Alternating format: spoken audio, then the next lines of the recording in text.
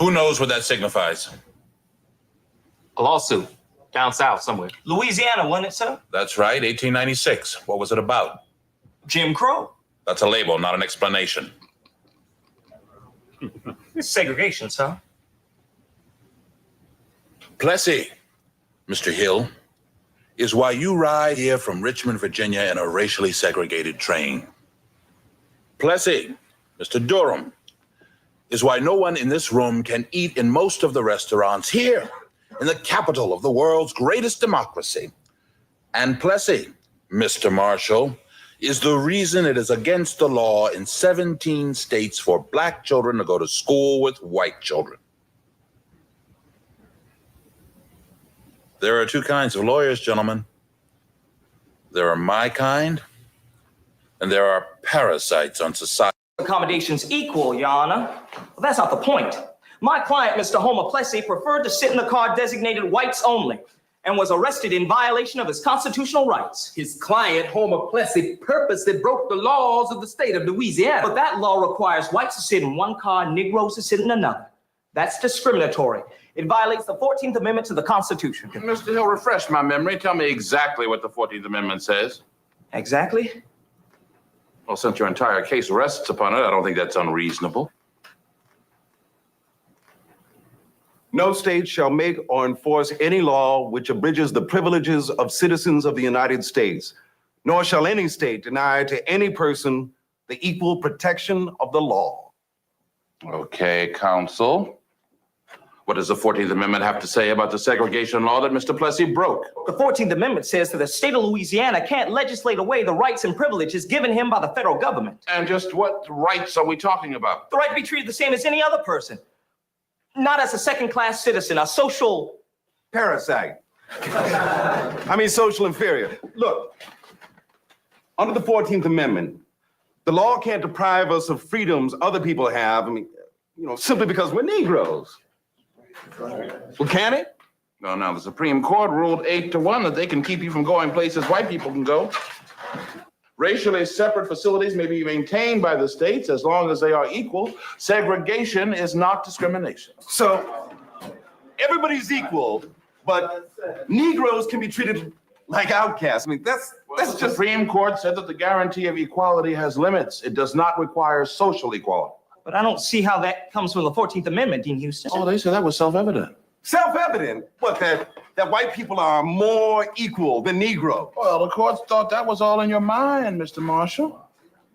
And I quote, "The assumption that enforced separation stamps the colored race with a badge of inferiority," they said, "is solely because the colored race chooses to put that construction upon it." Wait, so... Easy, Mr. Marshall. Lose your temper, lose your case. For 35 years, the Supreme Court of the United States has resisted every attempt to overcome segregation by saying, "See, Plessy." Every attempt to overturn the last vestiges of the slave codes by saying, "See, Plessy." Every attempt to open that door just a little bit so that we can become the people that we know we can become by saying, "See, Plessy." If you survive here, gentlemen, you will join a handful of Negro lawyers in this whole country who have been rigorously trained.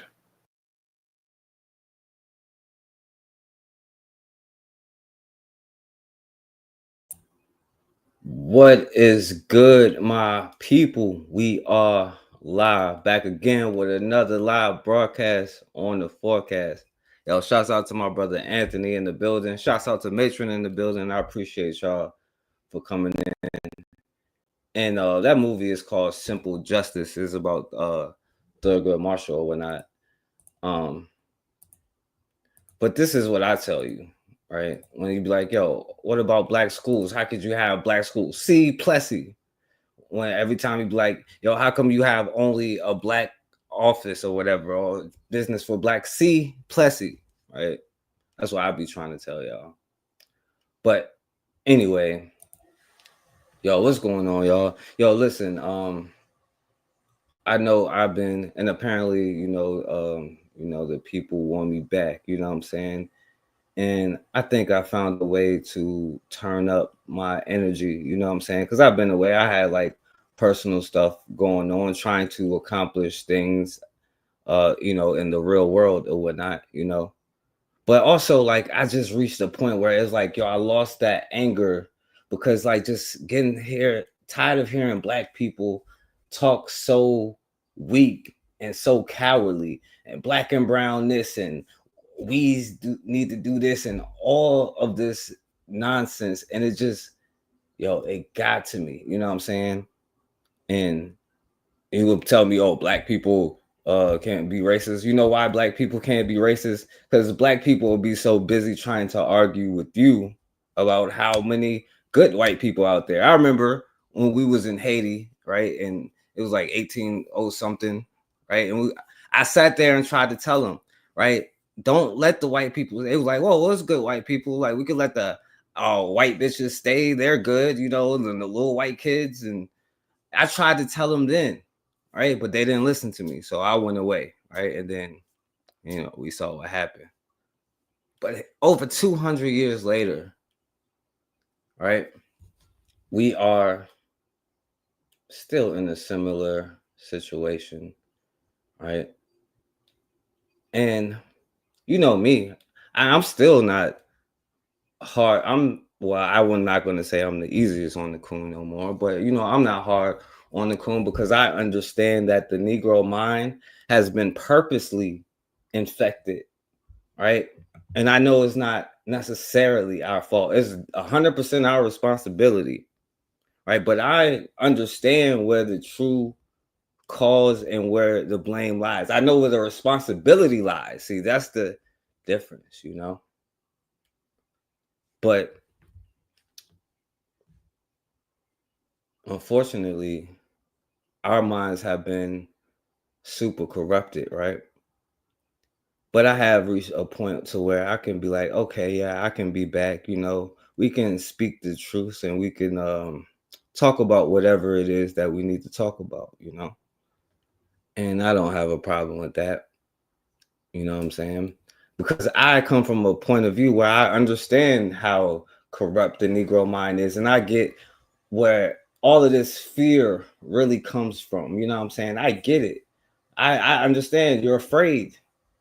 And I say, good. You know what I'm saying? Maybe now you're afraid enough. Because I remember we was talking, well, they could bring slavery back or whatever, and Black people wouldn't do anything. All right. I don't think that was true. I don't think that'll be true. I think, or at least we die or whatever. You know what I'm saying? If nothing else. And I still believe that to be true, But I guess it's the point of what is the goal or the mission, right? That we're trying to accomplish, you know what I'm saying? And I know I called this one, and let me first do this.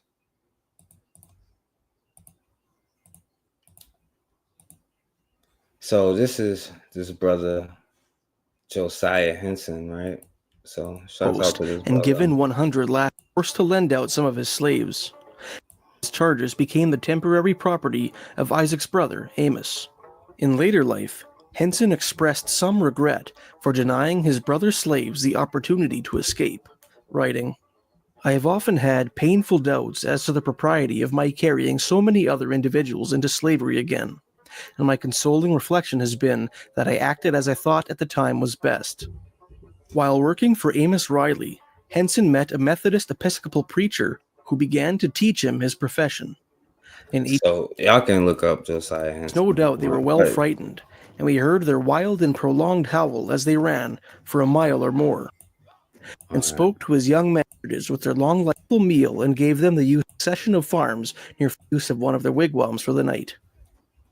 When they finally arrived in Canada, Josiah Henson and his family found employment on a succession of farms near Fort Erie, a town situated at the head of the Niagara River, the westerly city of Waterloo, adjacent to Kitchener, Ontario, and the southerly community of Colchester on the northwestern shores of Lake Erie. When they had saved sufficient money, the Henson family established Dawn, a Black community situated between Lakes Huron and Erie. There, Henson founded a vocational school for Black laborers, believing that African American refugees to Canada ought to hone their occupational skills before attempting to integrate into Canadian society. So they should hone their skills before. And so this is the 1830s, and this brother Josiah Henson, right, Uncle Tom, escaped, helped others escape, created his own town in the 1800s, right? What black people was able to accomplish, right? And at such a time, you know.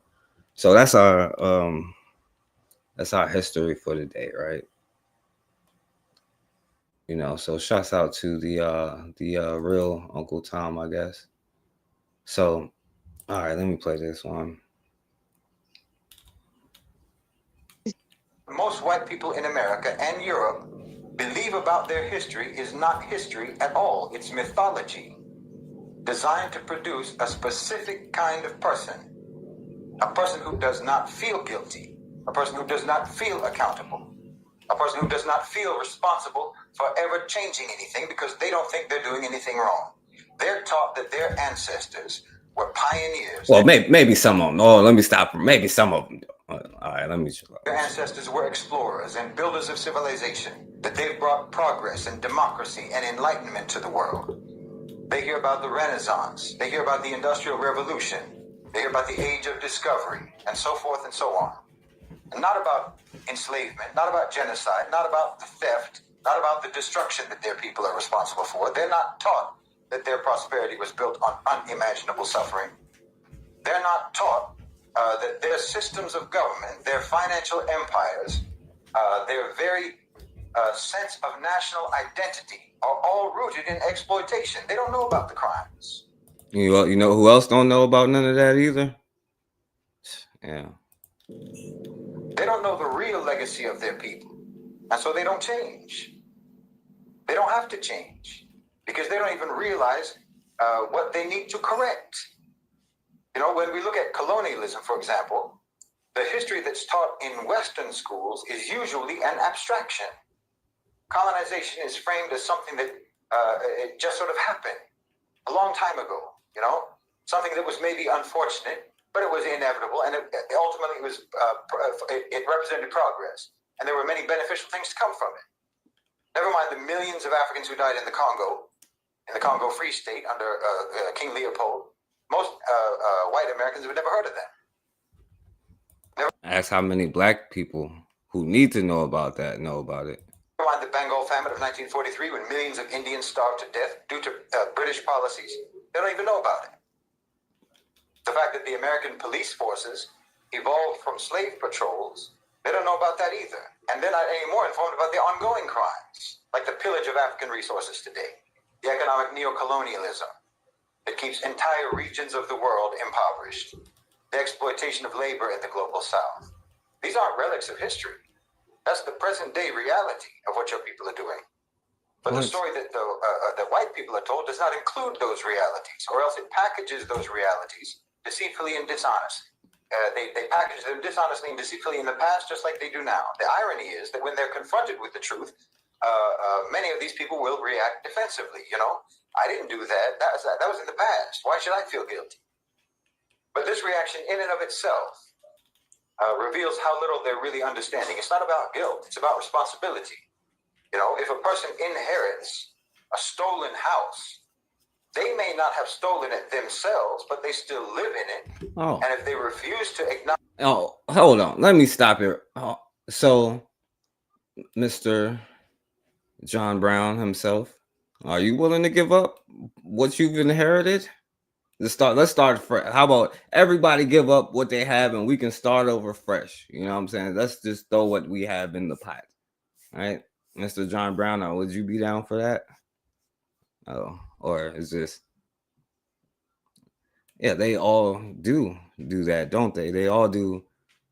And it makes sense because if I had a system that protected me being a black man doing some black stuff, yeah, I mean, I'm gonna be trying to protect that system too. I would be dumb as hell for not doing that. You know what I mean? Knowledge where that house came from or how it came into their possession. If they insist that that house is rightfully theirs because the crime happened a long time ago, well, then they're complicit because the theft is ongoing. The crime never really stopped. So when people don't know their history, they cannot recognize when history is repeating itself and when history is actually just a continuum into the present. Because well, the same thing happened over and over and over again, you know. And it's just sad that we can't see the same pattern happening over and over again. It's not really sad because, like I said, there's a reason why we don't see the patterns over and over again, because we was made to forget them, right? And even to this day, as he says, we go to schools, right? You know, we got to fight for the Department of Education and all those white bitches getting laid off and all that, you know. So these white bitches that we fight for, I don't think they're teaching you who Marcus Garvey is, you know, per se, you know. Or now you might have your child in a black school, and shouts out to you. And there might be one rogue teacher that let's hope he don't get reported, you know what I'm saying, for going off the curriculum. But for the most part, you go around asking black people who is these people and what they've accomplished, you know, we couldn't tell you. For a news channel and join the conversation. He said his was removed, crying. Oh, I don't know. The other day, I saw some people the other day crying. Oh, I don't know. Trump has removed money. He said he's not giving us any more money. Watu wanalia. Why are you crying? It's not your government. It's not your country. Why are you crying? He has no reason to give you anything. I mean, hey, you don't pay taxes in America. Oh, see, now this might be a problem.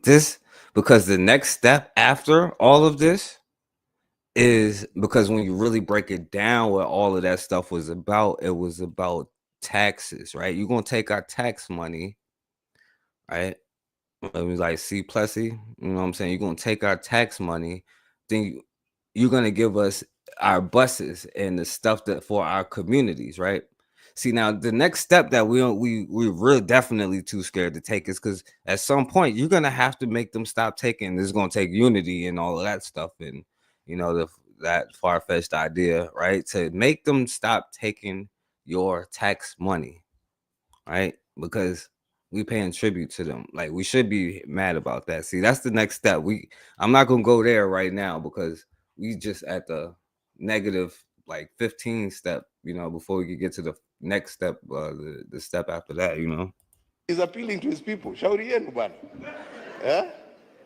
This is a wake-up call for you to say, okay, what are we going to do to help ourselves? Instead of crying. Let me play that one more time. Wake-up call for you to say, okay, shauri yenu bana. Yeah?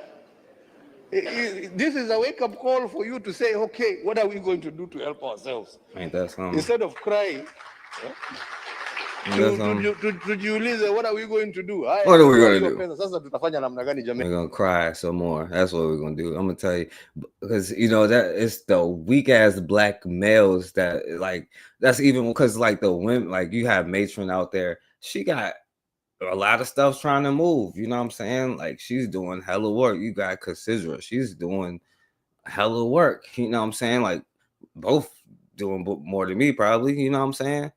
And you know, I can see that tangibly, you know what I'm saying? And they don't spend their time going at one another, you know what I'm saying? Spending all their energy trying to tear down what they think is something else when really they're behaving the same way. You know what I'm saying? They're just engaging in the same nonsense. You know what I'm saying? Like, and we just get on here and make ourselves like buffoons and stuff like that, you know? And which is why I even talk to the extreme on the other side, and people always going to correct me about that. You know what black people is going to do? Tell you to not say this and say that about white people. God forbid if I ever speak about mulattoes. You know, John Henry Clark was right, but I'm willing to take the risk, even though I even have mulatto friends. I know, I get it. You know what I'm saying? But you know what that has taught me? listen, ask them what that other side, no matter what, Spanish, because y'all like to bring Italian, you know. I don't know which group is the good white people, like the Jews or, you know, I don't know, JFK, I don't know who. But you go ask them what their parents said about black people, right? Because all of them, and then they have that side, like, okay, yeah, they have the, but they also have the white side, you know what I mean? But anyway, I'll play that one more time because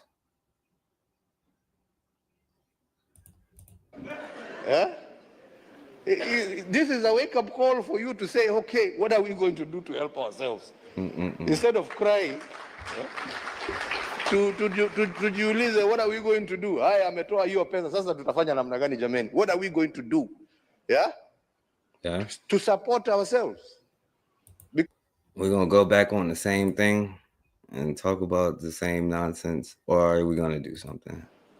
To support ourselves. What's going on, Consider? Shouts out to Consider in the building. Nobody is going to continue holding out a hand there to give you. Nobody. It is time. It's time for us to use our resources for the right thing. It's time for us to use our resources for the right thing. All right, I'm gonna play it one more time just because Consider came in. I ain't gonna say nothing this time, and then we're gonna go on. Listen to this, Consider. Has removed money. He said he's not giving us any more money. Watu wanalia. Why are you crying? It's not your government. It's not your country. Maybe it's the Filipinos. They're the blacks. Negroes will say we're gonna include some. We're gonna include some people now. We're gonna include some people. That's for sure. Lord have mercy. Even if we like, oh yeah, well we can side with them and do this. Like, come on, bro. Like you just gonna bow. Like you just gonna be speaking Russian instead of what I'm saying, English. Like we could have been speaking French instead of whatever. It's black people that speak French and black people that speak Dutch and all types of stuff, right? Not by choice, Giving us any more money. Watu wanalia. Why are you crying? It's not your government. It's not your country.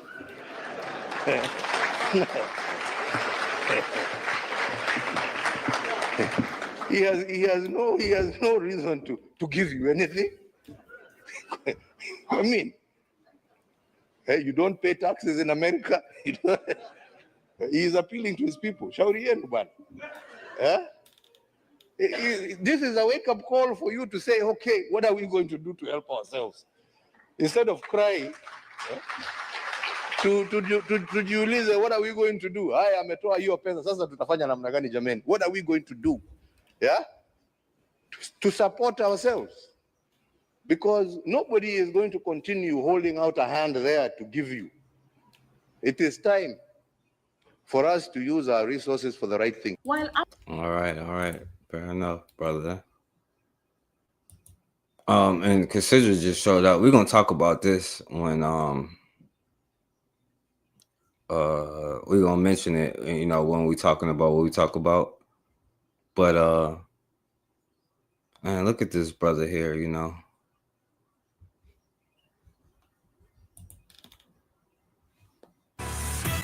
Good evening and thanks for joining us. I'm Jackie Jopis. Dan is on assignment. We have more details on the deadly assault we first told you about yesterday, an exclusive video seen only on NBC6. Shreveport police are working with the district attorney's office on the complicated case. NBC6's Miriam Samake joins us in studio, sharing the latest in tonight's top story. Miriam? Well, hi, Jackie. Back in January, an argument turned fatal after two men got into a fight outside of a nightclub. Shreveport Police Department says in these cases, agencies look at justification and reasonableness.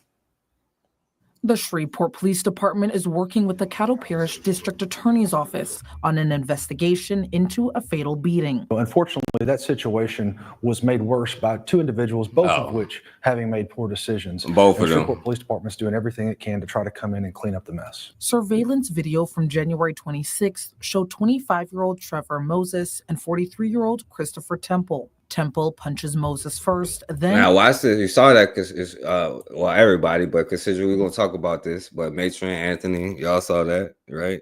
He punched him first. Temple punches Moses first. Then, according to SPD, the fight continued until Moses hit Temple in the face, who then hit his head on the concrete. Temple later died. So after the white boy kept hitting him, the brother finally, took off his suit, you know what I'm saying, and you know what I'm saying, did what he did, right? Because once we finally have enough, like a part of their frontal lobe start missing, you know what I'm saying, and this dude then busted his cranium on like that. Otherwise, she lucky she ain't dead, you know what I'm saying, or she knows she had a black boyfriend, so she might be one of the good ones though. So I'm sorry, but this one, I don't think he had a black girl. He might have, I don't know, but he got a part of his frontal lobe missing too, right? After he was starting some stuff, right? And all the brother did was hit him one time. Died on February 15th due to injuries. Was the intention in that case, and sometimes we have instances where we refer to as negligent injuries. So if there was no intent but an injury still resulted, that person could face some charges due to some type of negligence on their part. Moses has been arrested for second-degree battery. SPD says these cases use the principle of the 1989 Supreme Court case Graham versus Connor. Was the use of force justified, and was the force reasonable? And that's ultimately what the district attorney's office will do, is go on past rulings. And that's where a jury of our peers comes into play. That's why many times we take cases like that before a grand jury. A jury of our peers, right? And see, this is what I'd be like. This is what I'm saying.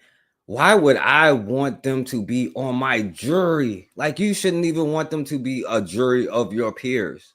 You know what I'm saying? We should be, I'd rather have a separate court system than to have them as a jury of my peers. Like, don't y'all, like, that's a part of like the taxes, and you are on, well, I know a lot of y'all don't want to go on the jury duty, but if you get picked, I think you should, especially if it's like a black dude. And listen, they don't know. I ain't gonna say that, you know what I'm saying? Because I'm gonna just do it. I ain't gonna say it. I'm gonna just do it. But listen, I don't even want them to be a part of my pool of peers selected from, right? They're not in the same thing as me. Like, I don't want to be in the same, don't you understand like the basics of anything? All right. If y'all want to go on the train tracks and hold hands and walk on the train tracks, go, so be it. But I don't want them on my jury. If you can have them on yours, but whatever. Jury or to trial, so that we can determine ultimately, was this person guilty or was what they did justifiable? And SPD said. So we're gonna talk about this later. But yeah, because we're gonna talk about that on the next show, and then like when we talk about the other stuff too. But yeah, that's in Shreveport. My brother, he said, you remember it? He hit the black dude first. Yeah, it was self-defense. Yeah, it's Louisiana. I don't know if it's an all-white jury, but you know how juries be anyway. I'm in a black area, and I was like one of two black jurors, and the other one was, let's just say an African American, African that's been Americanized. Yeah, you should definitely do jury duty. It's the only way our kind of justice will be heard. Yeah, they tried to burn this black dude, and when I was in there, you know what I'm saying, they tried to take his license and all that stuff, and I'm like, yo, no, like, I'm like, nah, I wouldn't even let them do that to him, you know what I'm saying? Like, it was a CDL thing, you know what I'm saying? And I understand how strict, but they tried to take his living away after 20-some years. This was his first thing, and they tried to take his living away. And the only other black person in there just going along with everything, you know what I'm saying? Like, talking, I ain't even gonna go on the talking white thing, but that's, But anyway, let's talk about this. And I'll play this brother because a lot of y'all have his energy. That this is one of the most anti-black racist administrations we've ever seen. Ever? Like, not even the ones that had slaves and stuff? See, I understand that all of them are, you know what I'm saying? Like, all of them. JFK, LBJ, George Washington, John Adams. And this is a black dude. I had a black dude defend John Adams, JFK. I don't think nobody defended Bill Clinton. Yeah, definitely Biden though. Check this out here. The federal government no longer explicitly prohibits contractors from having segregated restaurants, waiting rooms, and drinking fountains. The segregation clause is one of several identified in a public memo issued by the General Services Administration last month, affecting all civil federal agencies. The memo explains that it is making changes prompted by Donald Trump's executive order on diversity, equity, and inclusion, which repealed an executive order signed by President Lyndon Baines Johnson in 1965. Oh, LBJ. You know, LBJ is one of the good ones too. Regarding federal contractors and non-discrimination. So there's been a lot of reporting around this, and so the whole goal is to say all these companies that you don't have to abide by these rules that say that you can't discriminate. What do you make of this, Larry? Okay, so, and the thing is, right? So, federal, right? So that means they take your tax money, right? And I'm sorry, I can't like ignore like the actual numbers of how these numbers are broken down and you know what they mean, but a lot of that stuff comes from like, of course, like the Plessy versus Ferguson and you know, separate cars and not letting black people come into your business, which I'm like, you know, I'm not gonna go there, you know. You know what, I'll do this, you know, since y'all like, this is one of the good ones for sure. Well, not this dude here. He wanted the clones, but how is it that the same that on this app 24/7, how they want their black only spaces? This is a black only conversation. That's a black only hairstyle. Be the same crying today about segregation. It's like you're getting what you're asking for. Some of you just can't be happy. It's like, we want our black only spaces with our black only communities, and you stay away from our black kings and queens. You ain't got the nerve to be on here crying about segregation. Which me personally, I don't give a if you want a black only space, go. If you want a white only space, go. Mexican, China, whatever, go. But leave us normal functioning people alone. But I'll be if you on here crying 24/7 about how you want your black only spaces, then when you finally getting it, you're gonna cry about segregation. You got that's the dude that's consider this the dude that's gonna be on your jury duty. You know what I'm saying? That's all I'm saying. It's your peer here. You know, gotta pick a street, man. Like seriously, some of you just can't be happy. It's like begging to go to the beach, then get mad that there's water there. He's right. You ain't hear this this clown here. He's right. And now this fool, I don't know. He be trying to be a part of it, but he gonna get excluded. He's the one that should be mad. But on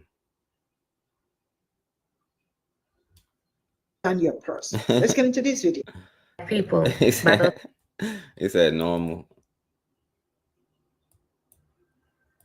All right, but this is what black people say. By the authority of my bloodline and the power of my command, I pour these libations to call forth the warriors, the builders, the protectors, and the creators. This is not a request. This is not a plea. This is not a declaration. Every ancestor who walked with power, who fought for liberation, who governed their lineage, I summon you now. Every spirit aligned with black sovereignty, black protection, black dominion, I command your presence. To those who are meant to hear this call, the time to prepare is now. To those who move under the same authority, we gather, we fortify, we reign. I pour this libation to seal what must be sealed, to protect what must be protected, to call forth what must be called forth. Oh, y'all hold Nothing on moves real quick. against us that is not already broken. Nothing crosses our path that is not already scattered. This bloodline is fortified. This work is already paid in full. This declaration is done. This call is complete. Stop acting like you unfamiliar. Black people, by the authority. White people love to segregate themselves from Black people, but they do not want us to build community without them because they fear that our communities will thrive more than theirs. They are scared of what an all Black community would mean for them. They're talking about segregation now because to them, segregation is power. It is their way of controlling us. And again, they're also trying to incite us. So that way we take the streets and they can kill us. Okay? Or you can kill them too, right? Oh no, I'm sorry. It's not to kill the bad ones. We'll put a flag over their head so we could determine which ones the good ones are. Of course, all the white bitches. We're gonna save all the white bitches, all right? Half of the little Neanderthal babies, I guess. Y'all gotta tell me which ones the good ones are, because I don't know. I'm clueless here. That's exactly what's going on here, okay? And let me just tell you, white people, our communities will thrive. We don't need you. Yeah, I wish a lot more of us thought like that. The prison system, so they're criminalizing things such as poverty, so that if you don't adhere to a system of capitalism, you are then turned over to the state as property, and that is how the United States government is trying to reinstate chattel slavery. Oh, reinstated. I don't know if they gotta reinstate it. I mean, Mason will tell you what the 13th Amendment said, but anyway. Let's see if anybody else. In a society, in a country where we do not have control over any of the power structures, maybe we don't have control over the government, we got control of the military, we got control of the criminal justice system, we got control of the medical system, we got control of the education system, we got control of agriculture, none of that shit. Segregation. In Not nothing? You ain't got control over your own food? Oh, no wonder you scared. We might. Well, we might live. We could do good, though, you know. We don't need other groups, you know what I'm saying? You don't need anybody but yourself, right? But in that instance is in fact apartheid. Okay, it's apartheid. Now I know we got a little bit of apartheid as it is in this country, in the United States, as Black people, but they try to draw a hard ass fucking line. Understand that, okay? I think what we're really laughing at is the idea of separatism. But in order to participate in separatism, you actually have to separate, and not just like separate from the people. You have to separate from the structure and understanding of whiteness in itself. Okay, and you have to separate. Hell no! Wait. We got to separate from this system of white supremacy, quote unquote, right? That's based off, is really a system of Black inferiority mindsets, you know what I'm saying? Because it can only exist if you have an inferior complex and a fear to overcome that complex, to where you have to be like on your own to do what you got to do. Even if you fall off a mountain and pick yourselves back up off with your bootstraps. But if we knew our history and a lot of stuff that we study history, we could see so many great things that Black people have been able to do in a less position than we are today, an even worse position than we are today. That's why it is important, and you're not going to learn it, right? So maybe it's good that, see, the problem is that money that was going to the Department of Education is still not going in our pocket. That's my problem. Right, your problem is, oh, all these white teachers is getting laid off, you know what I'm saying? But they're not going to tell you the truth about you and your history and why, you know, this nobody can function, has functioned. I'll say, I don't know if they can or they can't, but I would say for the last couple 100 years, nobody has not been able to function without you being like the conveyor belt, or the, you know what I'm saying? Like, your blood fuels the machine, right? Your sweat and your tears and your strength and your energy fuels everybody's, you know, society, pretty much, you know. Anyway, so let's just go on to the next one. So let's hear from one of the good ones, because I know some brothers want to say this, so I'll let one of the good ones speak for them, because they sound the same anyway to me. That's my thing. They be sounding the same to me, you know. I don't know, guys. Maybe I got it wrong, right? Maybe I don't know what it means to be a real American, and you guys can help me out. But like, how do you call yourself an American and you're not more outraged at the attack on your constitutional rights? You're not outraged that civil rights and women's rights are currently regressing in the United States. You guys call no. yourself, freedom-fighting, veteran-loving, hard-working Americans. Your grandparents fought Nazis, but you're not the slightest bit outraged that some ketamine-sniffing space nerd is Sig Heiling at the... Well, I think though now we have more information than our ancestors had, like our grandfathers when they fought Nazis, because if they would have knew both sides of them was doing the same thing, to like if you go back to the history of the shysters, right?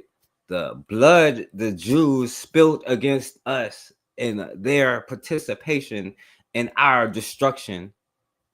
If we go take a look at that, then it was pretty dumb for us to even participate in that anyway. So, yeah. Well, oh yeah, white bitches rights though, you know. Presidential inauguration. We're Americans. We used to bully the bullies. None of you guys are outraged that our president is funding a genocide against Palestinian children. I am not outraged, no. Prime real estate. None of you guys are outraged enough at the attack on the working class. I mean, for Christ's sake, the abolishment of veteran affairs, the proposed budget cuts to Medicaid, the Department of Education being completely obliterated and defunded, firing of federal employees, the abolishment of employee rights. They are defunding EEOC, OSHA, the Department of Labor, the Department of Human Rights, and the unions that protect you. Also, the oligarch can work. Wait, unions protect me? Yo, you know what would be a good one? The history of these unions, you know, because you know what the irony is, when it came to like corporations and stuff, like, you know, they usually, well, now we've been so far removed from the skills that we have, you know, that's why it's important to learn skills and stuff like that, you know, but the companies would hire black people, you know what I'm saying, because black people, well, for one, was working for less money, which we're not doing now. We're not doing that no more. No, hell no. But also because we actually had the skills to do all of the jobs, you know what I'm saying, and the physical capabilities also to do the job, you know. And so a lot of white people was getting mad, so they created these labor unions, right? That's why we still look at them today as like racist labor unions and stuff like that, you know. So white people created the labor unions to ensure that like white people would get a job and would make a certain amount, you know what I'm saying, and they would exclude black people from these unions, you know. But my bad. That was irrelevant. The unions that protect you. Also, the oligarch can work you harder, charge you more, and pay you less, because hoarding 99% of American wealth wasn't enough. They want the 1% that we have left, right? How are you not outraged that a shittily built Cybertruck is more federally protected than your children in school? Or that our president is selling actual human beings into El Salvadorian slavery? You don't have access to free healthcare or food that doesn't create a need for healthcare that they overcharge you for. But you're you talking about like diabetes and or like you know, I don't know if food deserts have been a new thing, but at least people are mad about it now, is what I would say. You know, I am so happy that Negroes is mad. I don't know about this white Hispanic girl here. tax dollars go to his golf trips in Mar-a-Lago so he can attend the Daytona 500 and the Super Bowl. JD Vance will hop on stage and tell you America needs more babies while doing fuck all to educate the ones we have or stop them from becoming victims of mass and school shootings. This has got to be a joke. Like, no, like I'm really struggling with this. I don't get it. Our president is committing crimes against humanity, war crimes, treason against America, and acts of sedition, and y'all ain't even outraged. Where's the call to action?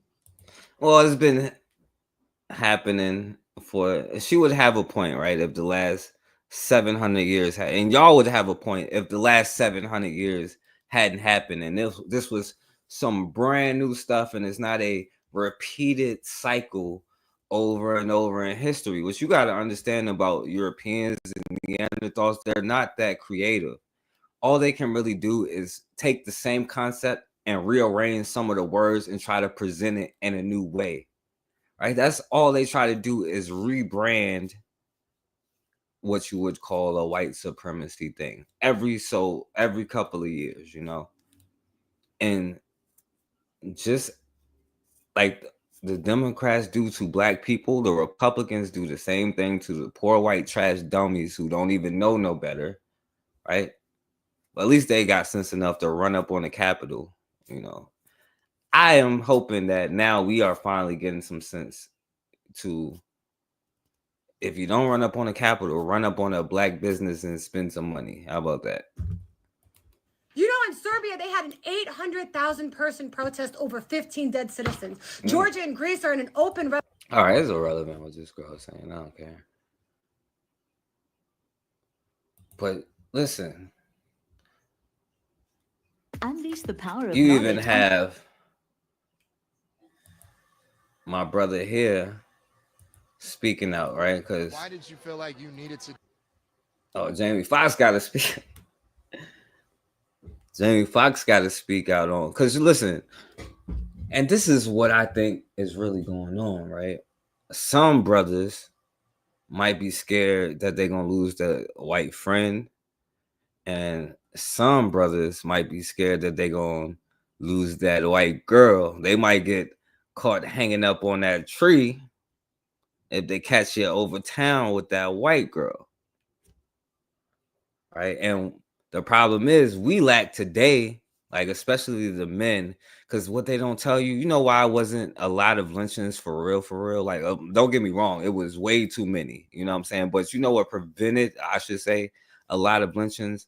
Black men, women, black people coming to the spot with their rifles, like, you are not finna take this, brother. You know what I'm saying? The whole community showing up, you know what I mean?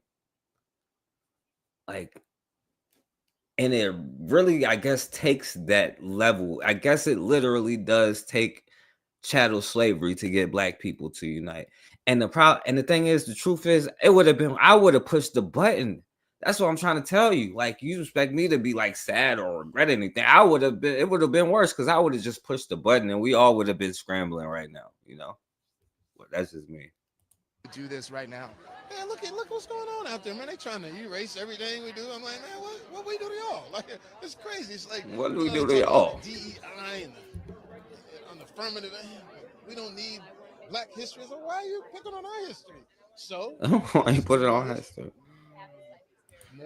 Ain't that something? Even Jamie Foxx was like, they take our history, so you know what I'm gonna do? Do more history. Damn, Jamie Foxx didn't got the wake up call. Well, it's not a real wake up call. It's See, this is what I'm trying to figure out. This is what I got to figure out. What the hell is your goal? Is your goal for black people to own and control and to run our own communities and control our own food and resources and to be able to dispose of our own feces? Or is it to be comfortable and like fit in and save democracy and hold hands with little white girls and boys and have this DEI and go back to school with white teachers and be able to have a white girl in peace? What is the goal? See, this is what we get tripped up, like, especially when you talk about black liberation. Like, what is your actual goal, though? You know, what are you trying to accomplish, right? Because if it's black liberation, I don't know. You just do more history. The more you erase, the more we replace. So that's all it is. So and we ain't gonna be shy about it. Leave us alone. Let us enjoy. Let us all be American. Let us be Americans, damn it. So much of the culture. And look, we give everything of ourselves. We give you our music. We give you our talent. We give you our labor. Give you our ideas, our creativity, our style, our everything, our inventions. Please, just let us be Americans. That's what you Negroes saying. That's the mind of the Negro today. Please. Even the black people who ain't even from America. That's the scary part. They're like, please, please. Because think about it, right? If you ran a nation, right? would you bring in Patrice Lumumba, or would you bring in somebody who'd be like, oh, not all white people is bad? You know what I'm saying? Which one would you allow to come? I'm not gonna be like, you know,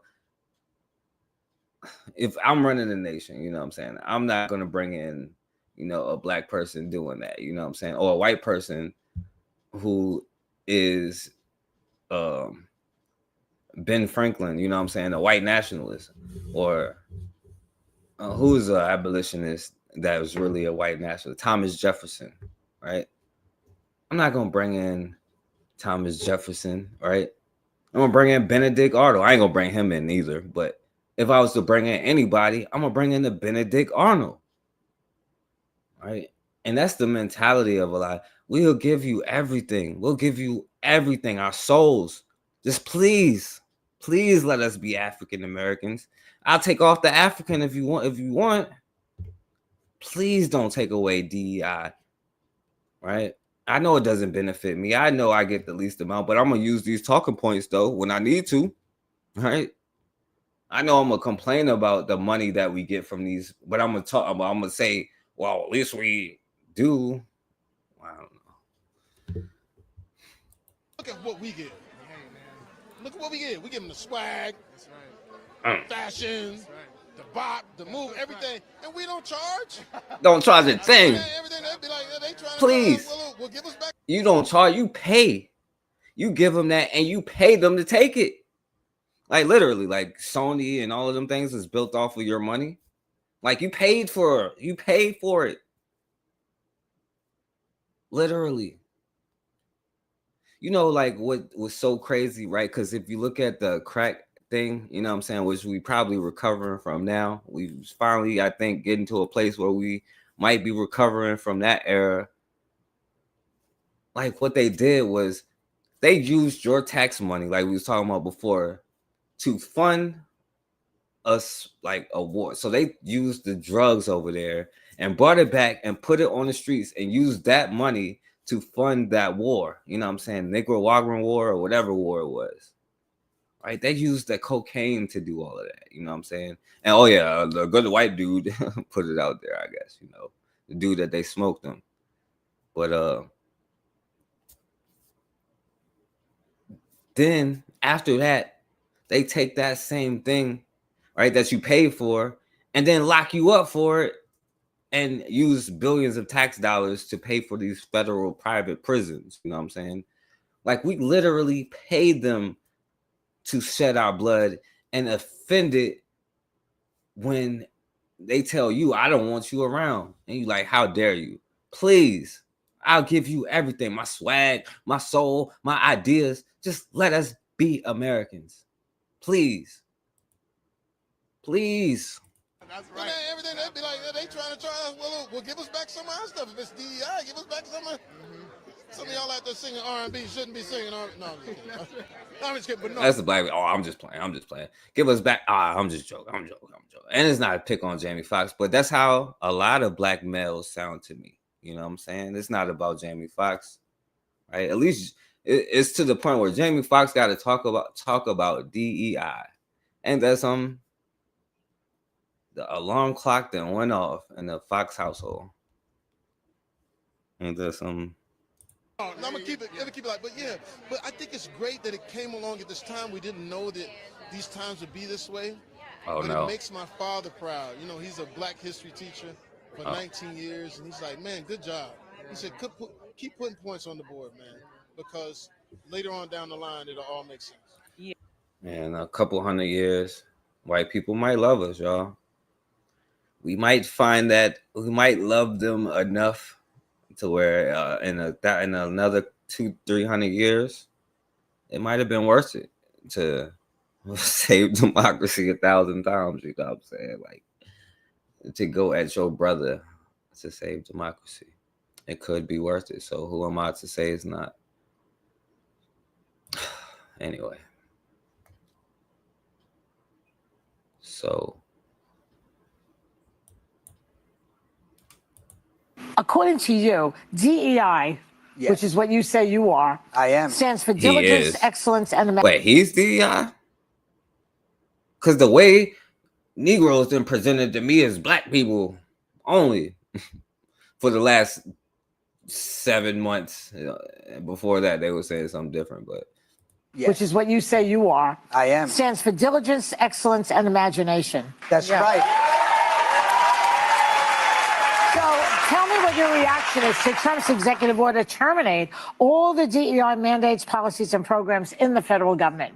It's terrible. I mean, they're removing plaques of Black and Latino and women heroes. Just, I mean, what kind of action is that? It's like a white-only club. DEI was supposed to be to help give us equity for Black and Latinos because we've been here for 500 years. wait, Black and Latino, we've been here for 5. Wait, what? We? Us? What is this we nonsense?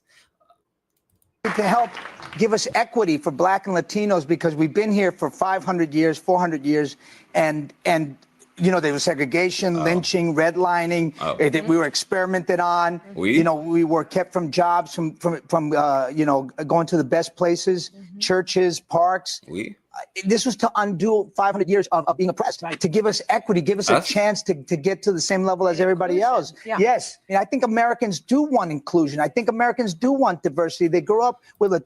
I think you Negroes want inclusion and equity and comfort. Let's be real, not equality, comfort. I think you Negroes do want that, right? Right, Uncle Tom's country, I guess. You know, not the real Uncle Tom, but the modern colloquial slang term. Do you DEI your bedroom? That's his. Do you practice DEI? That's what he talk about with white girls, I guess. Want inclusion. I think Americans do want diversity. They grew up with Latino, Black people, Asian, and they know that we have value. Their neighbors, they're in love with us, you know. We're lovely people. We're very sexy. White people have been dominant for such a long time. White people have been in control. They don't like it now that other people are sounds like oppression to people who have not experienced. Some white people. I don't think it's all white people. Of course not. Oh, of course not. This is one of no, hell no. I know I'm not even accepting this as being one of the good ones. Of course not all white people is bad. I told you when I was in Haiti, it was like 1806 or something. I was like, listen, when you do this constitution, like don't put that thing in there about good white people and the white bitches can stay and all that. But they didn't listen to me. They was like, not all white people is bad. There's some good white peoples out there. I said, okay, whatever. Yeah, but some white people don't want that diversity, and that's why he has to demonize DEI. Yes, they have to make us feel like we're getting a leg up and we don't deserve it. But all the Black and Latin people that I know who are in positions of power have to be 5 times better than their white brothers and sisters. Brothers and sisters? What you mean?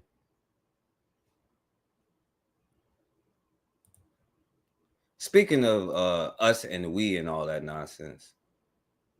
Yeah. Let's check this out, right? How you say that in Spanish? Us and we. I remember I used to know how to say it in Spanish. I can't think right now, but it's like I don't know. I don't care. Family Dollar choosing to no longer be silent. And you probably saw this on social media after he says he heard a Hispanic employee making racist comments in Spanish. The thing is, he understood every word she said. Chico Dion was visiting the store last week. He says he heard an employee at the register tell another customer in Spanish that Black people are always stealing at the store. Here's the moment he confronted that employee. Man, you got to watch what you say when you say it. Because this is what I'm saying. Because you don't know who speaks Spanish. Yo soy cubano, ¿me entiendes? Pero yo soy cubano. Okay. Y cuando habla la gente negra, estoy hablando de mí también. Say don't talk about the Negro. You need to watch what you say. Say don't talk about the Negro, girl. Right? That's an old school mentality of the Negro, or the Black man, I should say. Negra, estoy hablando de mí también. I was just saying. Okay, but I'm just saying, you need to watch what you say. I was just saying. Okay, I'm just letting you know, though. When you talk about people, especially Black people, man, watch what you're saying. Watch what you're Hell of a saying now. defense. I was just saying, Chico. I was just saying. It's not clear what the status of the employee is at that. So anyway, we and us and all this, and all of y'all friends and all this other stuff, you know. I don't know how many times I got to tell you that we have no friends. We ain't even friends with each other, though. That's the crazy part. Think about it, like psychologically, right? Say, like, take all of this out of it, right? If you're talking to somebody who don't like themselves, right, and trying to give them advice, you'll be like, yo, it's hard to like somebody else when you don't even like yourself. You know what I'm saying? Because you can't even do that. You have to like yourself, and then you can like this on the individual level, you know? And if we can't even be friends and have each other's back, what in the hell makes you think that you can be friends or have anybody else's back, or that anybody else would have your back when you don't even have your own back? It just does not compute. It's such a need for validation that we have. And I get it. That's why I'm like, I don't hold Black people responsible for that, or it's our responsibility to fix it, but I don't blame Black people for this mentality. This is why I'm like, I'm not gonna sit there and like blame a Black person or go in on a Black person because we're sick. I'm sick, you know what I'm saying? I go on this thing hoping I'm wrong about all the stuff that I say, to be honest with you.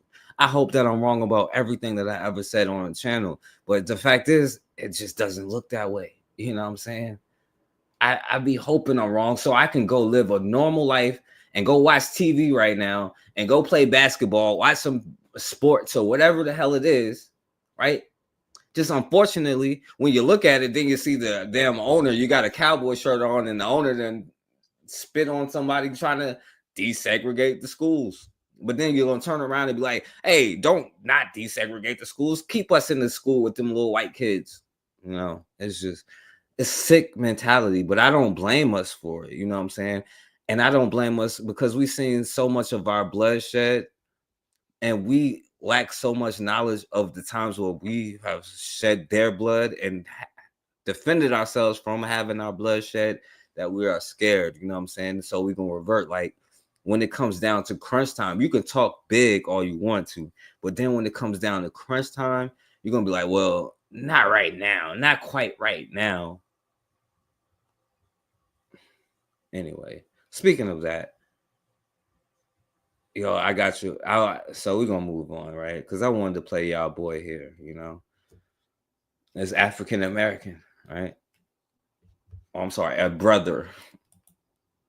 What up, Bakari?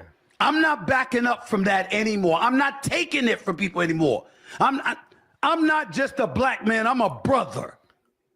Man. So and this is how, and I'm sorry, Bakari, this is how a lot of brothers saying, let's listen to this African American here. Oh no, Stephen and A. Smith, what takes pride into being friend, a black man. One of I the want to white get people had to into say a about him behind his conversation back. about me because of how some folks have been attacking me.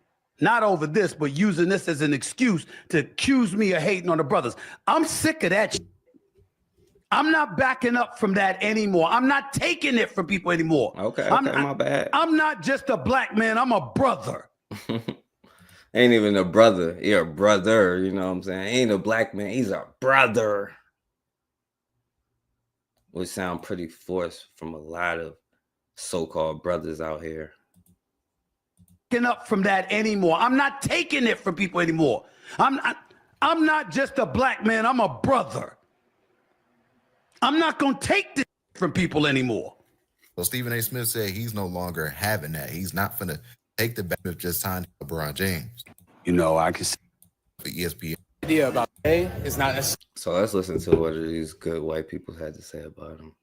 Since all of these brothers now is going to revert to this. This one guy, his name is Stephen A. Smith. He plays the angry black man on TV. The angry black man stereotype is basically you're loud, you talk over people. What you say is not necessarily important. It's more how loud you are and how you deliver your speech. He does that pretty well. I think the higher. Now, keep in mind, right? This is what he's saying every morning is, I wake up every morning and I think about how I can make my bosses more money. And this is what they saying about him. What you say is not necessarily important. It's more how loud you are and how you deliver your speech. He does that pretty well. I think the higher ups at ESPN and Disney see that. He's like this angry black man. He goes on Fox News probably like once a week. And he'll talk about like Gaza. And he has no idea about Gaza. Talking about like his views on Gaza. And we're like, brother, you were just talking about the Lakers like 3 hours ago. Like, what do you know about Gaza? Oh yeah, if you talk about the Lakers, you can't know about nothing else. Well, dumb Negroes can anyway. Stephen A. had been talking about LeBron's son for like a while. LeBron like confronted him at a game one time, and then ever since that, Stephen A's been on like 4 different podcasts, basically like, I thought it was a weak move, like coming up to me and whatnot. It's just this whole like embarrassing thing that we're all like rolling our eyes at. They just think he's crazy, just trying to create attention, you know, which is his job, I guess. He gets paid a lot of money to do that. So. To like create chaos, to create like controversy, like an argument. That's like his job, basically. Right. It's because you know what they love to see? Black men arguing, talking crazy about and to each other. You know what's headline news? A black man argues with another black man. You know what gets views? It's even from other black people. Black people arguing with another black man. And you know what? Some brothers who they feed right into it, you know what I'm saying? And everything that you'll see on their stuff. Anyway, some black men feeds into that, you know what I'm saying? But that's a part of it, you know what I'm saying? And I get it. We sick. I get it, you know what I'm saying? And we would come at our own, but we ain't got the smoke for nobody else, you know what I'm saying? And I get that's why a lot of brothers is scared, you know what I'm saying? And they'll go at a sister who's actually doing something, you know what I'm saying? Like, because sisters seem to have more, let's just, I don't know. I ain't gonna say that word, but they just seem to have more courage than a lot of brothers out here, right? Because that's what the brothers is into. The drama, they'll do whatever for the money, for the check, you know what I'm saying? They'll sit there and go at another brother because they ain't got the courage to go at what they need to go at, you know what I'm saying? And so and we ain't gonna talk about this fool here. We could say that for later because y'all already know how dumb this fool is. This fool RG3 here. So all right, so since y'all so fond of these crackers to the point where you'll compromise the stuff that you've been believing and saying, or that you say, all right, I'll let her speak for y'all. It's time to speak up. I'm probably going to lose about half my followers. Oh, with now this, it's but time. That's okay, because not last year, not 2 years ago, not 1992, not 2006, not 1984, not 1967. I made a commitment when I started doing these about a month ago that I was going to speak truth, even if my voice shakes. And I posted a video last night and a couple of more this morning that we're talking about building community and getting to know your neighbors and all the benefits of that. And I had responses from both sides saying exactly the same thing. No way. I can't do it. They were too stupid. They knew what they were doing. They've hurt me too much. They're too selfish. They're too hateful. Hate. From both sides. And that's not okay. Oh, now it's from both sides. Hate all day. I said it. Yeah. Hate. We will never be able to rebuild our country if we can't find it in ourselves to love our country. Our country, right? Because I get it. A lot of brothers is Uncle Tom's country, right?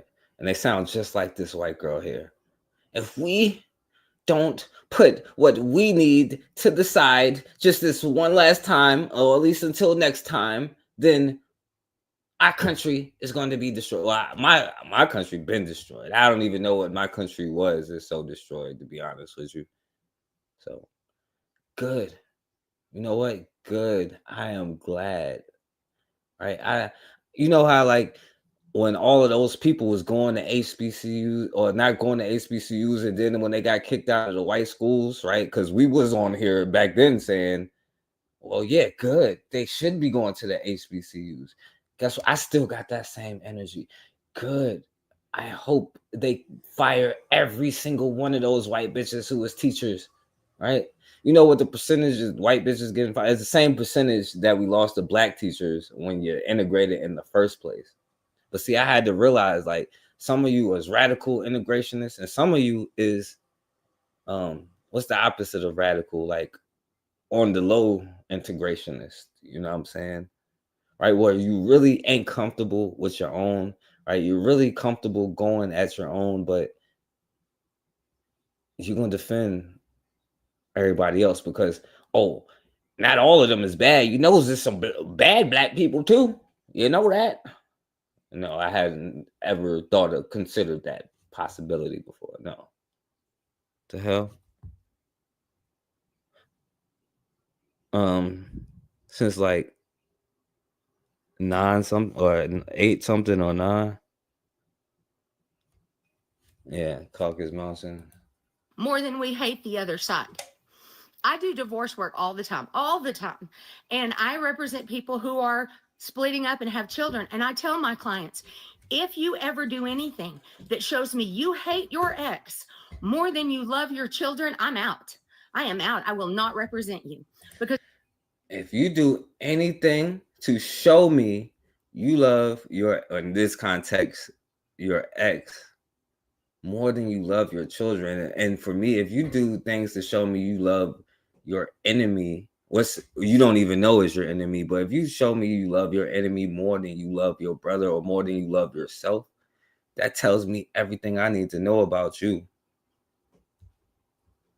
So, because if you're willing to do something that will hurt your kids, hurt your just because family, you're mad at them, then not because you're mad at them, but because you want to get validation, right? In the context that we in, not because you're mad at your kids, you want to hurt them to get validation for yourself. Y'all might as well come on here wearing "I am a man" t-shirts. You know what I'm saying? Like I told you, I would have made a killing selling that. Anyway, y'all. I'm not going to have a part of that. And people, I am saying this to both sides right now. If you hate the other side more than you love your country, then our country is gone. If we can't find it in ourselves to have some forgiveness, girl. I'm not saying to forget. I'm not saying that you have to put yourself in a bad or abusive situation, but you're going to put yourself in a bad and abusive situation. Yeah. He's going to wake up tomorrow morning and think of how to make his bosses more money. Fair enough. I mean, you can do what you want to do. Right? You get paid for it. But technically, right, wouldn't that technically, by like definition, if you're willing to do that because you want to make money, wouldn't that technically make you a sellout by like the definition of the word?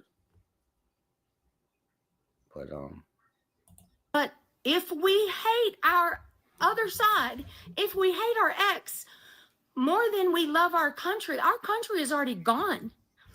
I need us to do some soul searching. How much do you hate the other side? Enough, right? Enough to where I'm good. And how much do you love your country? And how much do you love the idea of freedom and democracy for your children? I guess that's a question for some of y'all.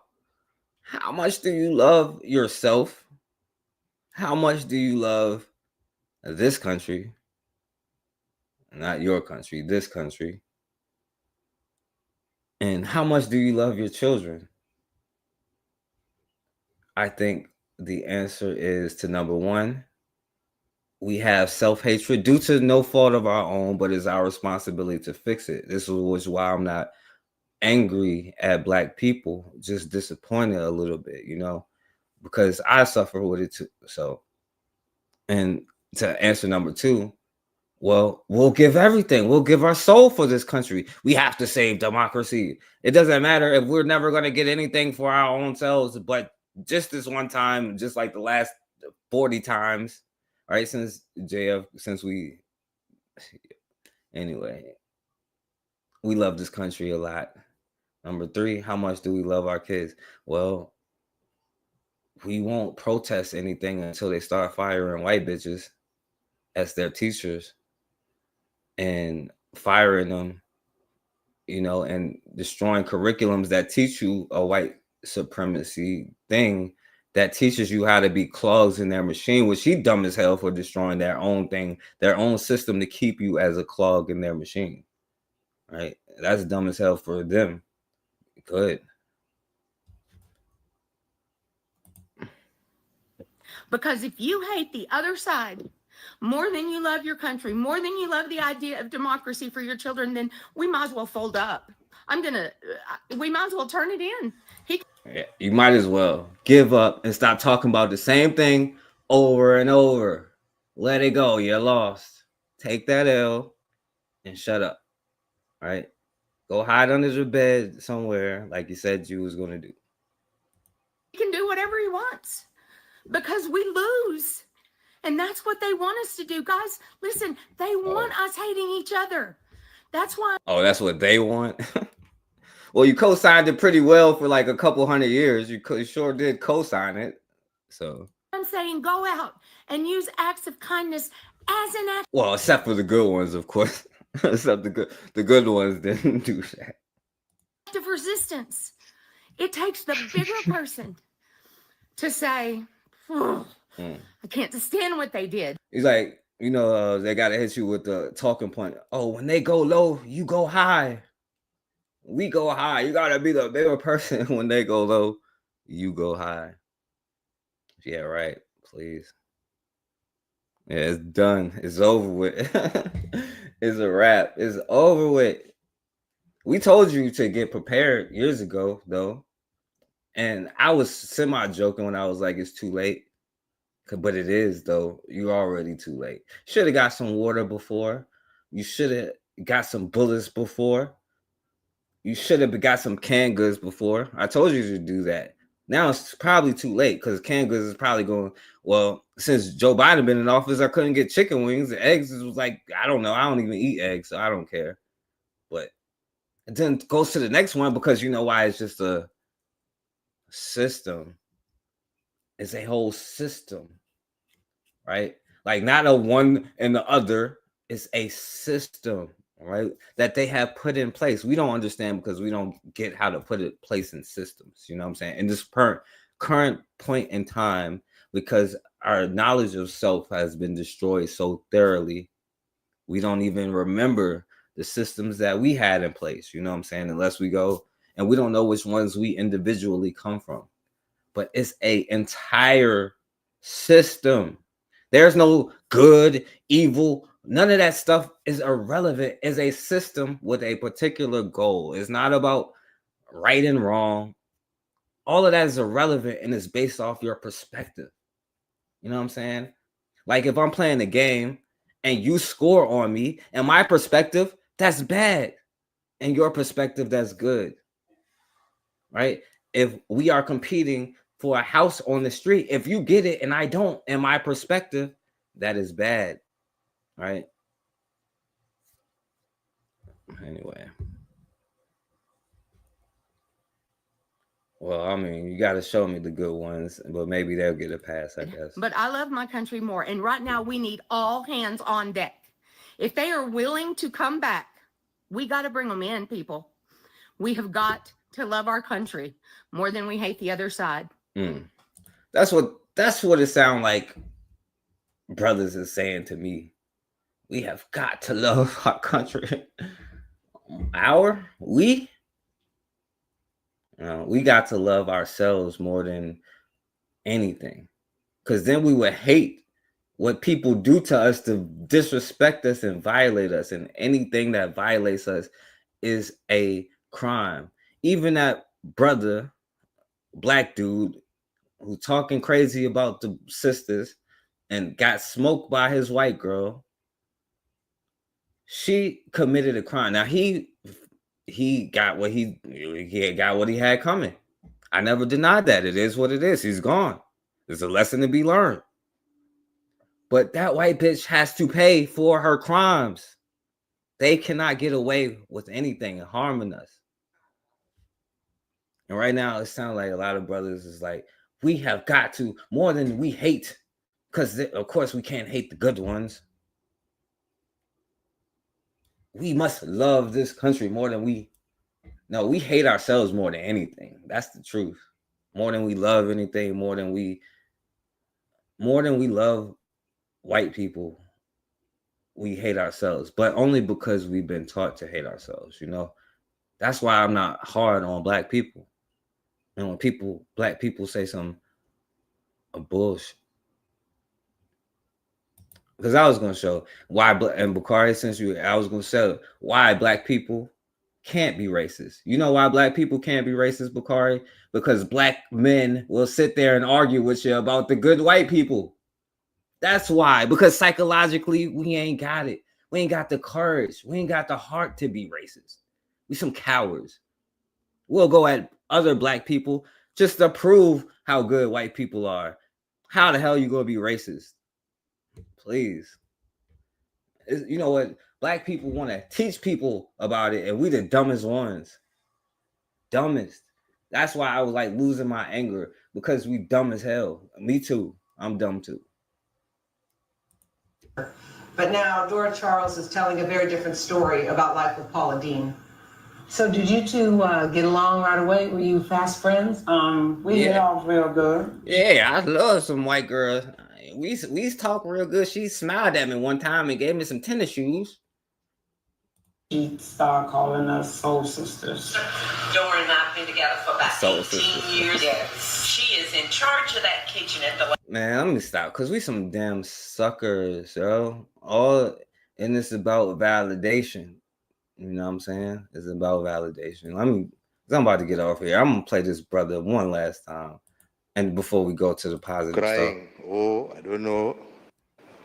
Trump has removed money. He said he's not giving us any more money. Watu wanalia. Why are you crying? It's not your government. It's Why not are you your crying?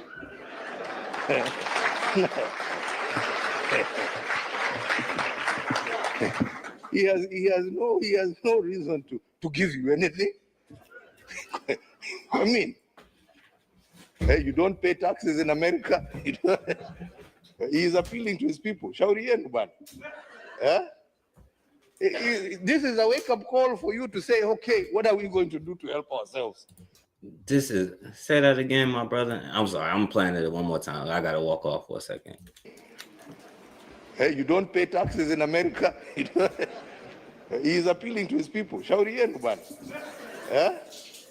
This is a wake-up call for you to say, okay, what are we going to do to help ourselves?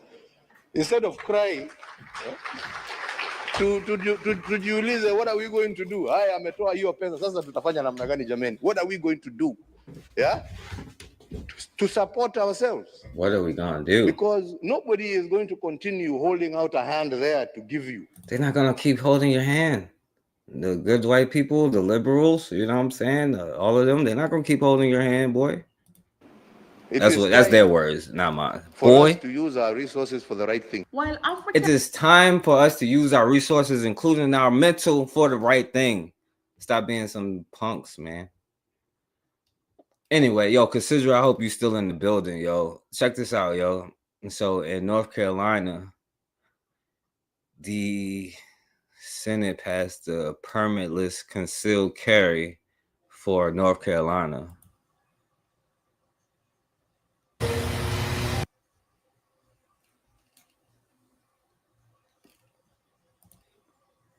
piece of legislation that would let people carry a concealed gun without a permit. It's really on the fast track right now. A House Judiciary Committee took up the bill today, just one day after a similar bill passed out of the Senate Judiciary Committee. See, and it just dawned on me, when black people hear that, we think of like, oh, that means white people is going to be carrying, like the girl was like, oh, they're trying to get us in the street so they can kill us. Like, it never crossed our mind. Maybe we could kill them, maybe we'd win. And you know why? Because we don't know in history, you've won a lot more than you think you did with a smaller army. You know what I'm saying? Like, black people historically have whooped their ass a lot of times with smaller numbers. And it's like a constant thing. You know what I'm saying? Like, you see a fight, if you punch them in the face one time, a part of their skull probably gonna be missing. And see, I come from it from a perspective of, okay, so if that's the case, then that means black people can have this law without the permit. You know what I'm saying? That means in North Carolina, black people can carry without the permit. That's what I see when it comes to that. I just realized that black people will hear it and be like, oh, that means white people gonna have guns and come at us. But you can, it's another possibility where you can have, it could be you who takes advantage of such a thing, African American. You follow their rules, you're an American, right? You're African American. Well, there you go. You know what the most American thing you could do? Practice self-defense. What does America spend all this money on? Self-defense. People carry a concealed gun without a permit. It's really on the fast track right now. A House Judiciary Committee took up the bill today, just one day after a similar bill passed out of the Senate Judiciary Committee. Gun control advocates are raising concerns right now about public safety. Supporters of the bill think a permit is not necessary for law-abiding citizens. Akilah Davis now at the Legislative Building in Raleigh, talking to people on both sides of that issue today. Tense moments today inside of a legislative committee meeting. Lawmakers on both sides of the aisle debating a measure that would essentially allow 18-year-olds to carry a concealed weapon without a permit, all while hearing passionate pleas from the public. You need to kill this bill before it kills us. As someone who grew up with lockdown drills, who had to watch as students like me across the country died in their classrooms. Before this committee, I had 7 family members who had died from gun violence. That number now is 8. Strong pleas from opponents. All right, take me off. A measure that would allow 18-year-olds to carry a concealed handgun without a permit or background check. Constitutional carry. It's time for us. 29 states have passed it without problem. The bill sponsor says it supports our Second Amendment right. As we all know, the Constitution tells us that the rights of the people to keep and bear arms shall not be infringed. But one lawmaker challenged his colleague, who he says previously supported a bill that enhances penalties for felons that possess firearms. So I think it's hard to reconcile the argument that this right is absolute, but then we already do prohibit felons from the idea that it shall not be infringed. I think we do infringe on it. There were efforts to increase the bill's age from 18 to 21 and add having a DUI as a disqualifier. But lawmakers didn't support them, saying if you can serve in the military at 18, you can carry a concealed weapon. The bill now heads to the Rules Committee. In Raleigh, Akilah Davis, ABC 11. I get it.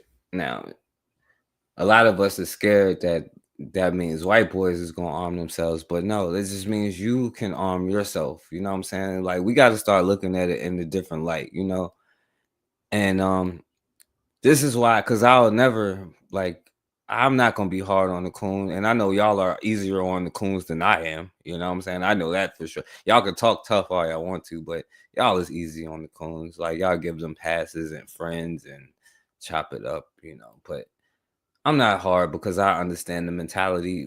We come from the mentality of, well, the white boys is going to arm themselves and kill me, because historically, and that's what we've been shown, right? We haven't been shown like the black men at the church who surround the thing, and when the white boys try to roll up to the church to disturb a meeting, the brothers cock their guns and send them running off, right? Or brothers like the deacons of defense, and you can go through any era, any era, really, and you're gonna see black people fighting back, and we don't have that mentality,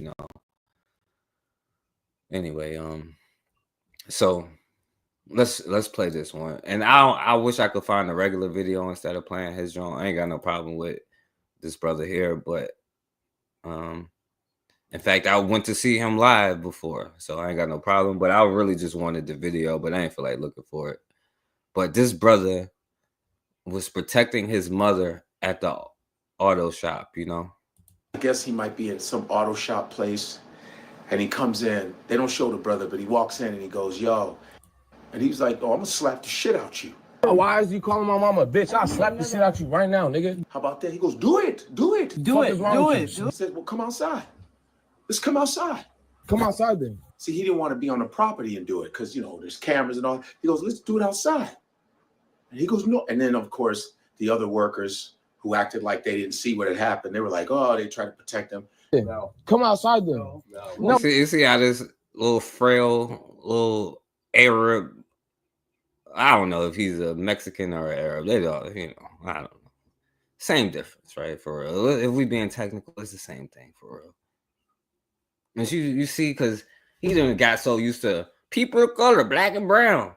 Negroes ain't gonna do a damn thing. The mentality of a Negro. This is Uncle Tom's country. He said, do it. Fool, this Uncle Tom's country. No, we're not here to buy nothing. He said, I'll slap the shit out of you. He goes, do it. Bah! Bitch ass nigga. Slaps his glasses into next week. That motherfucker's face was like, It was fucking awesome. What was hilarious is his comeback was a fucking donut, a piece of donut. He's like, fuck you. Fuck you. Fuck wrong with you? Come on. This motherfucker hit him with a white frosted piece of donut. Fuck you. I don't know if he was Indian or whatever accent. I don't give a fuck. I'm a comedian, so shit. This is for you to laugh at too. But you know what? Well, you know, black people got to give our disclaimer. I'm sorry. I ain't mean to be racist. That's how you know black people can't be racist, bro. We got to give a disclaimer for a joke. You know, I'm not a racist. I know you're not. You might not even possess the capability at this current point in time, but it's a gene inside that could be passed on to the next generation that could activate, though, you know, as long as you get the clone energy or the clone energy out your system, that clone blood out your system, and you drain it and you don't pass it down to them, it can activate in the next generation or two. You know what I'm saying? Because they won't be cowards like a lot of black people are, men and women, you know. I watched this video about 10 times and laughed every moment. Listen, I am not condoning violence at all, but you call this man's mother a bitch. And I'm not trying to be mean here. You know, I'm very balanced in what I say. Even if some people don't like the truth, it is the truth. I don't know if they were Indian or Arab. I don't know. Not all of them are racist or whatever, but a lot of Indians. God damn. You hear that? You know, not all of them. There's some good ones. You see why I hate when people say that so much? Not all of them. Of course, not all of them are bad. Oh, no. Yeah, they go to India and think of all of you Negroes as bad. See, this is the damn Negro psychology here. Not all of them. There's some good ones out there. Show me which ones. Which ones you talking about? Do a series on all the good ones then. All the good Filipinos and all the good I don't know, man. You're telling me Negroes can be racist, please. Not all of them. I told you, I was like in Haiti. I told them in Haiti, I was like, I'm still mad right now. But what can I do? Because the same thing happening now. Brothers come at me, still talking about not all of them. There's some good ones, you know what I'm saying? They'll come at me. I was in Haiti like, yo, bro, forget the white bitches and the little Irish kids, you know what I'm saying? The little and even now, like 200 years later, a brother came on here trying to show me a picture of a dirty little white boy talking about the Irish were slaves in America. Because Negroes got to defend it. And what pisses me off is, imagine if Negroes became black men and defended themselves the same way they defended other people. You don't have to sit there and be like, all of them. Because you know what? They probably all are, first of all, right? They're all for their self-protection in of their communities, and they're not going to do anything to hinder that. And they're not going to be for you doing stuff for your own community, because it's for number one, it's going to hurt them if you have it within your own community. So they're not going to be for that. They're going to be like, oh, it's everybody thing. You know, what's mine is mine, what's yours is ours. Like how all of a sudden it's we and us. When it comes to this now, all of a sudden, now everybody feeling it is we and us. But when it's just you Negroes, it's cool. You know what I'm saying? But this is why that pisses me off. You know what I'm saying? Because Negroes are so damn weak. Black men. I'm only saying that because Cedric can come on here and call out the sisters, but black men is cowards and weak as hell. Not all of them. First, let me make that clear. First of all, I ain't racist. I know you're not. Unfortunately, I wish you were.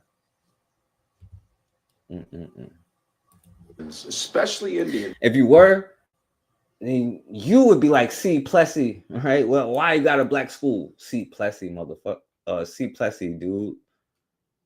Why you going to a black auto shop? So I ain't got to smack some Asian, Indian, whatever the hell, Arab, whatever the hell he is. Who cares? Like, who cares?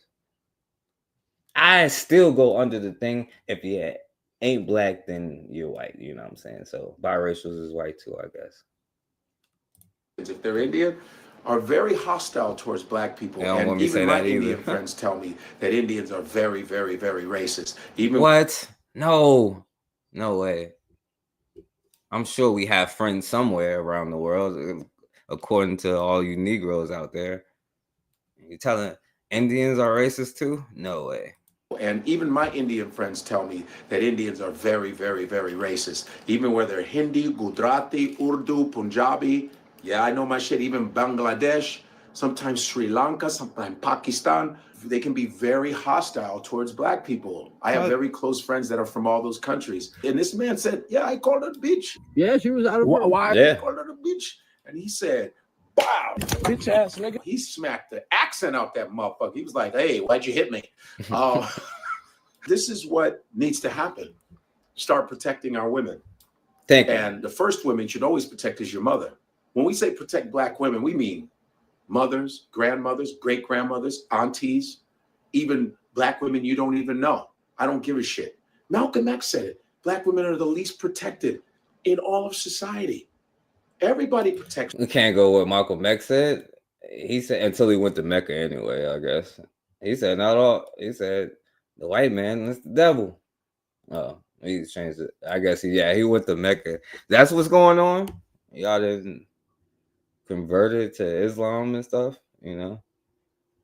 Oh, no disrespect. Let me get off that topic. I ain't gonna talk about it.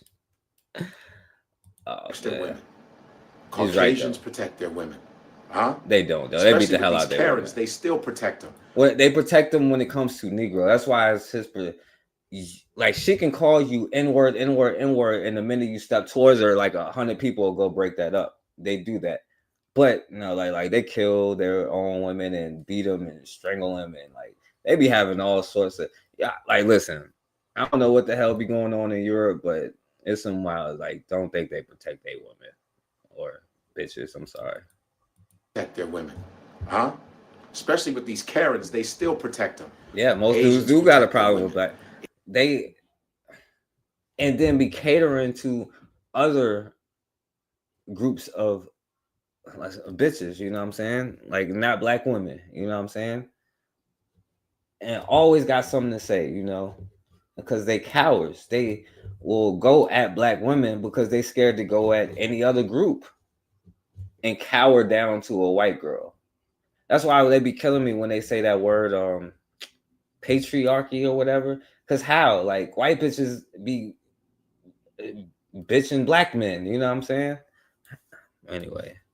And black men sit there and go at black women and defend every other group of women.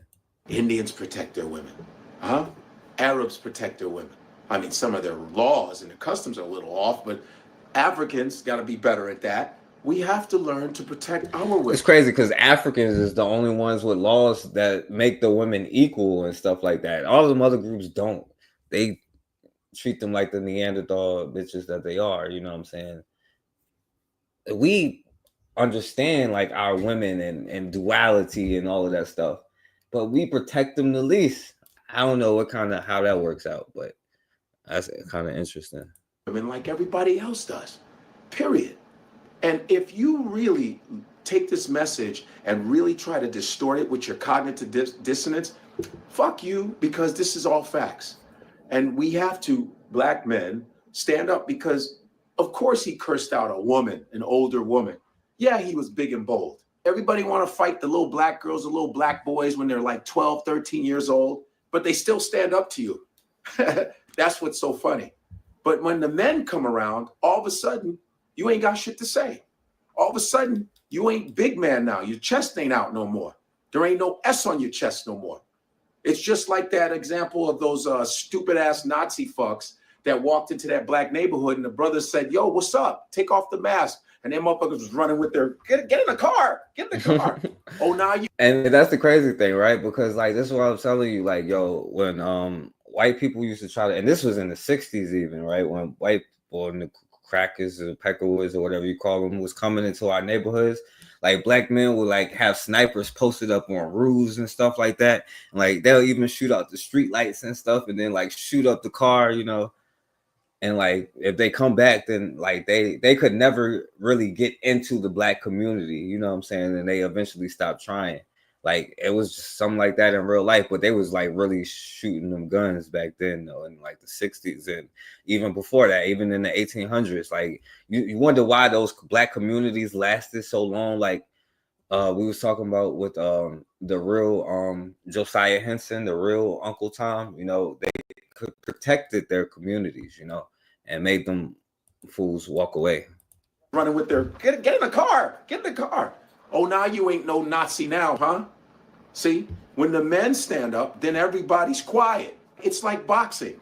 You should fight your weight class, and then you will see the difference. When you fight your weight class, you won't be talking all that rah-rah shit. That's real. I can't wait to see the comments. I know this is going to be. All right. So, yeah, man. Damn, now it's freezing up. Hold on, my bad. Oh yeah, we're not serious. Well, yeah, that's what I'm saying. We're not serious, you know. And yeah, but a part of being that sellout is when you go on somebody's page and look at everything that they saying and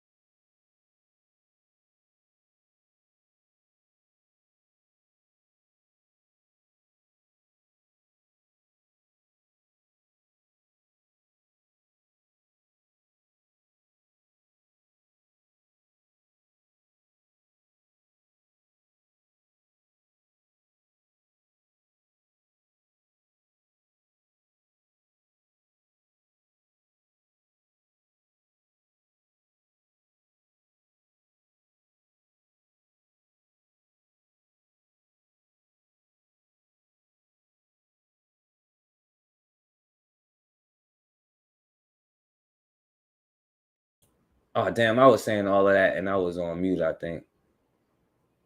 I don't even know how long I was on mute and I was saying all of that, but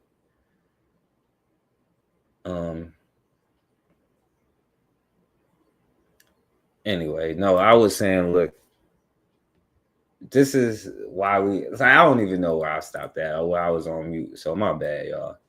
Because I hit mute by accident.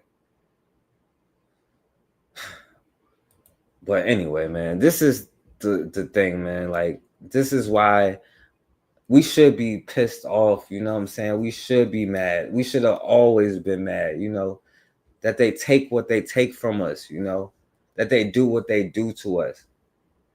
Right? We've been so miseducated, and that's what I was saying. Like, that's why I don't blame black people. And if I said this, y'all heard this, then y'all can whatever tell me, and I can move on. But this is why I don't blame black people, because I understand we have been miseducated about this whole system. We've been miseducated about who we are, what the capabilities that we have, that we can't protect ourselves, that we can't build our own, that we need somebody else to do what it takes, you know what I'm saying, and we become so scared and so coward, you know what I'm saying, that we don't want to do nothing, you know. Anyway, I don't know. It messed me up because I was on mute and I was going there for a minute. So I would say this, right? When they start talking about making your own and why you have your own. Oh, stop. Hold on. I messed up. When they start talking about making your own and having your own, right? And they be like, oh, well, you wrong for saying black. We got to share with everybody. Tell them C. Plessy versus Ferguson. Mr. Marshall, and I quote, "The assumption that enforced separation stamps of the United States has resisted every attempt to overcome segregation by saying C. Plessy. Every attempt to overturn the last vestiges of the slave codes by saying C. Plessy. Every attempt to open that door just a little bit so that we can become the people that we know we can become by saying C. Plessy. If you survive here, gentlemen." So if they got a problem with you talking about creating all black schools, tell them C. Plessy. Right? If they got a problem with you creating black jobs and black institutions, tell them C. Plessy. Better off just tell them F you, for real, for real. But yo, that's the point. You know what I'm saying? Like, don't be afraid. And this is almost what it takes. It takes us being put back into slavery for black people to be like, all right, I'm not going to be put back into slavery. Like I said, I would have been worse. I would have pushed the button and destroyed everything, to be honest with you. Anyway, I do wish what I said wasn't muted, because I can't even recreate what I said. And that's cool. It wasn't meant to be said on here. So anyway, my point is, I realize that it's only going to take for the situation to be serious, for Negroes to be serious and to become black men, right? Because it is that fear that keeps us stuck in the position that we're in the miseducation. But once you become educated on who you are and your responsibility, then it is your responsibility to help the next generation. And if you still stuck in trauma and you're continuing generational trauma, ask yourself this: do you talk more negative about black people than you do positive? Right? Do you do anything to solve the issues that you complain about? And if you don't, how could you criticize, or why would you have time to talk about anybody else? And if you complain about black people being negative and on some negative stuff, do you also contribute to it on the other side? Because there can only be a thing, if it's two sides doing the same thing, do you also contribute to it? Ask yourself that. And do you spend more time doing that than the other thing? Listen, create your own, and you'll never have to worry about anything or anybody else dictating anything to you. Us complaining about this only shows how weak we are, because we are so under somebody else's control that anything that they do, they snap their fingers and you're crushed. Well, if that's the case, maybe you should be crushed. We should be crushed. Anyway, y'all, I'm about to get out of here. And so shouts out to Bakari for coming in. And yo, by the way, Bakari, bro, like they really be like unsubscribing me from your joint every time. I thought you don't even be on YouTube for a while. I ain't even gonna lie, until the other day. But shouts out to my brother Anthony in the building. Shouts out to Cassandra. We're gonna be back Wednesday at 8:30. I appreciate you. Shouts out to Erica Howard too, by the way. Shouts out to Matron. She gonna be live tomorrow at 7 o'clock East Coast time. So y'all subscribe to Matron's channel. Make sure y'all listen, because her readings be on point and she got so much good information. And listen, y'all wanted me back, right? Okay, fine. I'll be back. I'll come back then, right? See, I lost my anger because I was just so hurt and disappointed because black men are so cowards. I'm tired of it. I tried to tell them before, ain't no good white people. You know what they said to me when I was in Haiti? I was speaking French. I can't speak it now because it's another life, but I was speaking French to them. I said, look, we're speaking French right now. Like, this is what's going to happen if you be like, oh, all these good white people. There ain't none. And they're like, ha, ha, ha, ha, ha. What about the white bitches? We love white bitches. What about the little Irish white boys? And then today, I say, show me the good white person. And they be like, not all white people is bad. Not all of them is evil. I don't know what to tell you. So my last words for the good white people here. I'll let this be my last words for them. All right, this for all the good white people out there.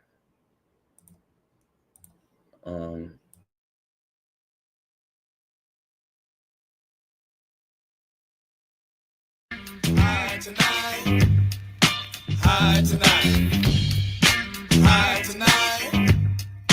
High tonight. I'm at the house on the couch and I'm trying to relax. A wet towel on my neck because I'm having a flashback. Visions in my mind about the white folks I done away. I just killed a cracker and his kids the other day. He was in my neighborhood walking with his children. I hate the motherfuckers. I figure I kill them to take out some anger that's been trapped inside of me from slavery, years of the white man oppressing me. I stuck up on his ass fast to attack. I put on my shank, I stuck a heart to his back. I said, move, motherfucker, and I stick you with the quickness. And you'll be found in the bushes, dickless. He said, I got a wife and kids, I don't give a fuck. Hurry up and give me your money before you get stuck. He made a move too fast. I'm an Axel Muhammad, so with the quickness, I stuck his ass 5 times. His guts feel like chitlins. I emptied his pockets and I went after his children. The little white bitch was crying for fear. I put my knife to her throat and cut her devil ass ear to ear. She had a brother, 4 years old. Well, he ain't gonna make 5 because he ain't alive no more. I'm drenched in blood, I had to cut, kept my knife in my hand, walked away like a nut. I seen a roller, ghetto patroller, hit the corner. He flashed a light on me, he said, freezer, you're a caller. Something clicked in my mind, run as fast as you can. I had a gun in my pocket, a bloody knife in my hand. So I broke to the left up on the side of the house. I put my knife away to house, the cop was calling for backup. My pistol popped, the cop dropped a shot him in the back of the head. Now that 4 motherfuckers dead, laying in a puddle of red. I said all the Peckerwoods better hide tonight, hide tonight, hide tonight. All the Peckerwoods better hide tonight, hide tonight, hide tonight. I had to get to my house, I knew his backup was coming. I walked over to the pig, I took his gun and start running down a motherfucking dark ass back street. I know they gon' be after me, trying to capture me, and I know I gotta get away. If I don't, they gonna lock me up in CYA. So I'm thinking of a plan. I don't wanna be in the pen for killing a policeman and some motherfucking white folks. I seen a white bitch coming out of house house, I grab the ass by the throat. Said we going back in your house, and if you open up the mouth, I'll blow your goddamn brains out. We got into a house, she said, are you gonna kill me? Is this a stick up? Do you want my money? I pulled out my gun, the hoe said please. I shot her in the chest and took a goddamn car keys. Walked outside, jumped in a Trans Am, wondering if the police know who I am. I'm halfway to the house, I seen a motherfucking cop. Now he's behind me, telling me to stop. I thought to myself, I should have shot her in the head. She lived long enough to call it goddamn feds. Now I'm in the high speed car chase, so race, I better pick up the motherfucking pace. Cause if I get snatched, if I let them catch me, they slam me on my back and they'll kick me in my face, G. But I'm not taking that bullshit. The motherfucking devils don't know who they fucking with. I'm a motherfucking psycho, and police is people I don't like, so I'm not stopping. I keep smashing. The car is stolen, I don't care about crashing. I hit a corner, doing 90, I lost control. I hit a pole, but I bounced. They couldn't find me. You know that I got away. I chilled on the under at the house until the next day. In the morning, in the paper was a warning. It said, if you're white, you better hide tonight. It said, all the Peckerwoods better hide tonight, hide tonight, hide tonight. All the Peckerwoods better hide tonight, hide tonight. I'm at the house, I turned on the tube to watch the news. The reporter said 5 white folks found dead the night before last, and a suspect got away in a car crash. They couldn't place no positive identity, so that tells me I got away scot-free. I'm gonna pull another move tonight, cause I don't feel right without blood on my knife. I turned off the TV, I got dressed in my bag, I put my knife in my sack, I grabbed 2 clips from my dad, walked outside, jumped in my ride, I had a full tank of gas, so I spotted a fast. I stopped at the liquor store, got a half pint of Hindu, thinking who I'm gonna put my knife into. The time is approximately 11:33. I'm gonna go to Berkeley and kill me a hit beat. So now I'm on the freeway, all by myself, so I let the tape play. And I'm bumping that crazy shit by the ghetto boys, the mind of a lunatic, and it's getting me pumped. I keep hitting the drink, so I'm getting kinda drunk. There's something about the Trinity that gives me the tendency to wanna tear everything away off your back, cut you fast from your throat to the crack of your ass. From the throat to the crack of your ass. I read the sign that said Berkeley a half a mile. I started to smile and I kept on drinking, thinking in my mind about white folks screaming. I saw another sign and I checked it. It said Berkeley, the next exit. It seemed like a second when the exit came. Turned on my blinkers and switched the lane. I got off the freeway bumping Ice Cube. Pump cause I'm drunk now, I'm looking for a double do. Rolling down the back streets, I slowed down. I saw 2 white freaks and they looking like witches. Now I'm thinking in my mind how much I like to kill white bitches. So then I jumped out, put my gun, went try to run, so I took a devil ass out. Told her to lay face down on the ground and don't make a motherfucking sound. I pulled out my knife, I kicked the hoe in the head, then I stabbed her in the back twice, but I still ain't satisfied. So I said, fuck this, jumped in the cutlass, cause I'ma make all the Peckerwoods hide. Make them all hide. I said all the Peckerwoods better hide tonight, hide tonight, hide tonight. All the Peckerwoods better hide tonight, hide tonight, hide tonight. Locked in the jail cause the white man got me. Fuck a Peckerwood, fuck a Peckerwood. I'm locked in the jail cause the white man got me. Fuck a Peckerwood, fuck a Peckerwood. I went to court and the judge detained me. Fuck a Peckerwood, fuck a Peckerwood. When I see a Peckerwood, they gonna have to restrain me. Fuck a Peckerwood, fuck a Peckerwood. Hide tonight, hide tonight, hide tonight. Hide tonight, hide tonight, hide tonight. When I think of hide tonight, hide tonight, hide tonight, hide tonight, hide tonight, hide tonight, hide tonight, hide tonight, hide tonight, hide tonight, hide tonight.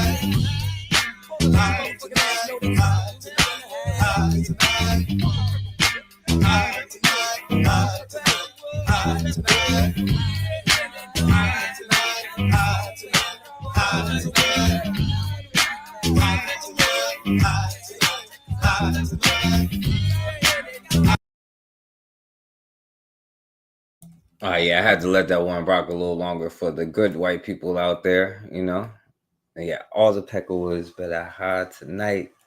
And as always, man, we have got to start standing for something or we gonna keep falling for anything.